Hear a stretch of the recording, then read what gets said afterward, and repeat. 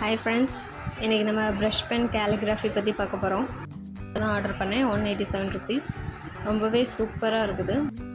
14 brush Benz இருந்தது. இந்த brush Benz use பண்ணுறதுக்கு பேசிக்கான சில ஸ்ட்ரோக்ஸ் இருக்குது. அதை கற்றுக்கிட்டோம்னா இந்த ப்ரஷ் பென்ஸ் வச்சு எழுதுறது ரொம்பவே ஈஸியான மெத்தட் ஆயிரும். அதுக்கு அந்த பேசிக்கான ஸ்ட்ரோக்ஸ் பற்றி இப்போ பார்க்கலாம். இந்த ஸ்ட்ரோக்ஸ்னால் என்ன அப்படின்னா, ஒரு டார்க் லைனாக இருக்குது எழுதும்போது, சிலது கொஞ்சம் லீனான லைன்லாம் இருக்குது. அதுக்கு பேர் தான் ஸ்ட்ரோக்ஸ். இப்போ எப்படி எழுதுறதுன்னு பார்க்கலாம்.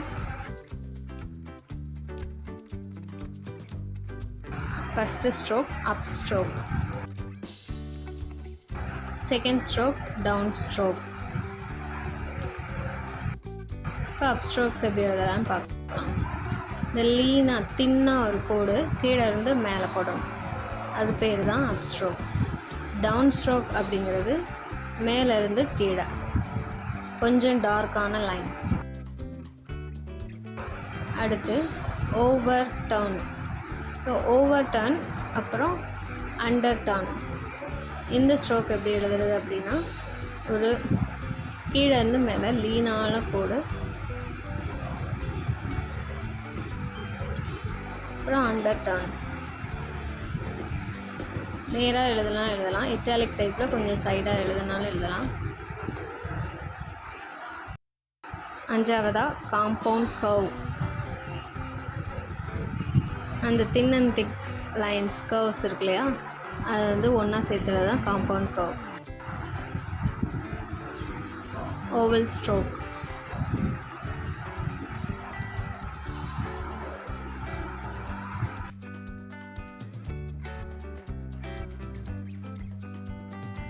ascending loop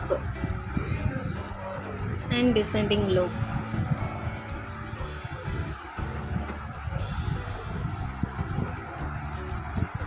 இந்த ஸ்ட்ரோக்ஸ் அப்புறம் ப்ரஷ் பென்ஸ் எல்லாம் பற்றி ஆல்ரெடி தெரியும் அப்படின்னா இந்த வீடியோ ஸ்கிப் பண்ணிக்கோங்க. கொஞ்சம் தெரிஞ்சுக்கணுன்னு ஆசைப்பட்றவங்க வீடியோ கடைசி வரைக்கும் பாருங்கள். And subscribe my channel. இப்போ ஸ்ட்ரோக்ஸ் எல்லாம் போட்டாச்சு. இவ்வளோ தான் பேசிக் ஸ்ட்ரோக்ஸு. இப்போ அதை வச்சு என்னென்ன லெட்டரிங் எழுதலாம் அப்படிங்கிறத பார்க்கலாம். இந்த அப் ஸ்ட்ரோக் எதுக்காக யூஸ் பண்ணுறாங்க அப்படின்னா, அந்த ஹெச், எல், அப்புறம் பி இந்த மாதிரி லெட்டர்ஸ் எழுதுறதுக்கு அப் ஸ்ட்ரோக்ஸ் யூஸ் ஆகுது. ப்ராக்டிஸ் மட்டும் நல்லா பண்ணிங்கன்னா ரொம்பவே ஈஸியாகிடும். இந்த லெட்டர்ஸ் பார்க்கவே ரொம்ப அழகாக இருக்கும். நீங்கள் பென்சிலில் கூட ட்ரை பண்ணலாம். இப்போதைக்கு ப்ரஷ் பென்ஸ் வச்சு எப்படி எழுதலான்னு பார்க்கலாம். இந்த எஸ், ஐ இதெல்லாம் டவுன் ஸ்ட்ரோக். அண்ட் ஓவர் டர்னுக்கு எம், என் இந்த மாதிரி லெட்டர்ஸ் எப்படி எழுதலாம்னு பார்க்கலாம்.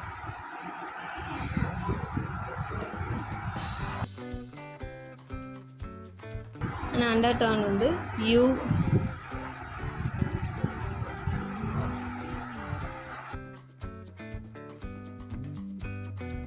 ரெண்டு மூணு தடவை ப்ராக்டிஸ் பண்ணிங்கன்னா உங்களுக்கு சரியாக வரும்.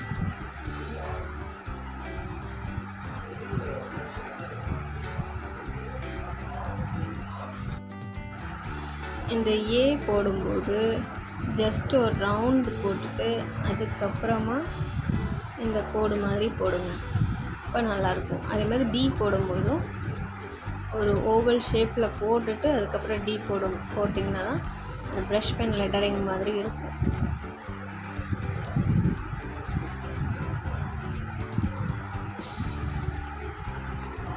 நீங்கள் பழக கை எடுக்காமலே சீக்கிரமாக எழுதுறதுக்கு உங்களுக்கு வரும். இல்லை இம்பார்ட்டன்ட் திங் என்னன்னா, கொஞ்சம் ஸ்லோவாக எழுதணும். அவசரமாக எழுதுனீங்கன்னா ஸ்ட்ரோக்ஸ் எல்லாம் தப்பாக வரும். அப்புறம் அது ப்ரஷ் பென் காலிகிராஃபி மாதிரி இருக்காது. ஸோ கொஞ்சம் ஸ்லோவாகவே எழுதுங்க. ஸோ இதுதான் பேசிக் ஸ்ட்ரோக்ஸ். அண்ட் ஸ்ட்ரோக்ஸ் யூஸ் பண்ணி எழுதக்கூடிய லெட்டர்ஸ். இப்போ சென்டென்ஸாக ஒரு வேர்டு எப்படி இதை ப்ரஷ் பென்ஸ் வச்சு எழுதலான்னு பார்க்கலாம். I just write beautiful.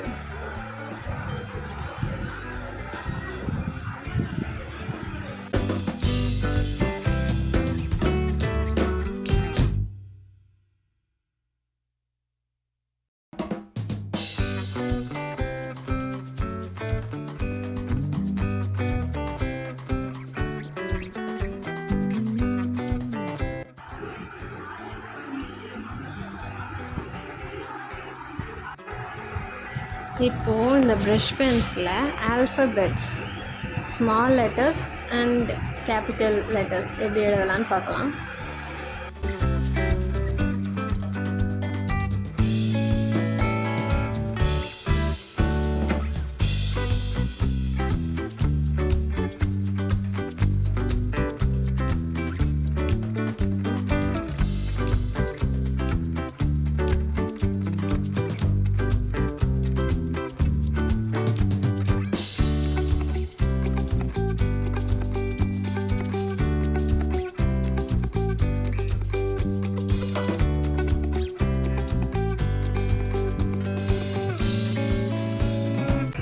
அப்புறம் இந்த ப்ரஷ் பென்னோட டிப்பை பக்கத்தில் கழுத்து நெரிக்கிற மாதிரி பிடிக்காமல் கொஞ்சம் கேப் விட்டு பிடிச்சிக்கோங்க. கொஞ்சம் லூஸாக வச்சுக்கோங்க கையை. அப்போ ரொம்பவே ஈஸியாக இருக்கும் எழுதுறதுக்கு.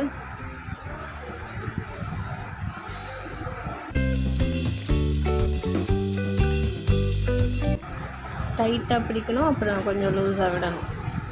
இப்படி எழுத ஆரம்பிச்சிங்கன்னா ரொம்ப ஈஸியாக இருக்கும்.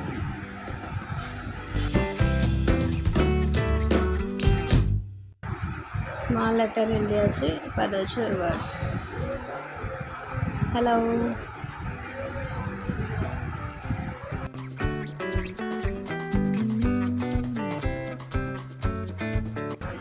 Hello all.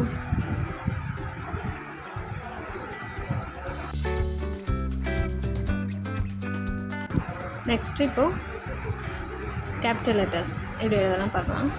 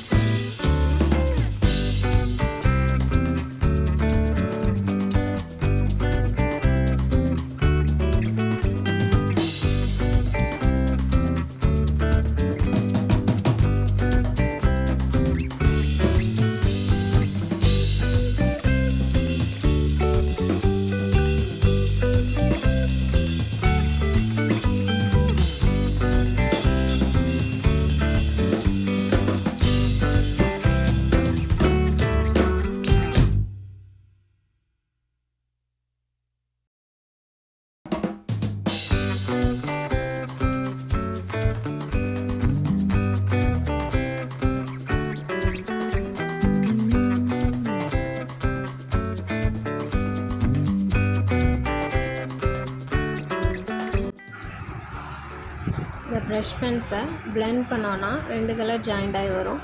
அது இன்னும் பார்க்கறதுக்கு ரொம்ப அழகாக இருக்கும். ட்ரை பண்ணி பாருங்கள்.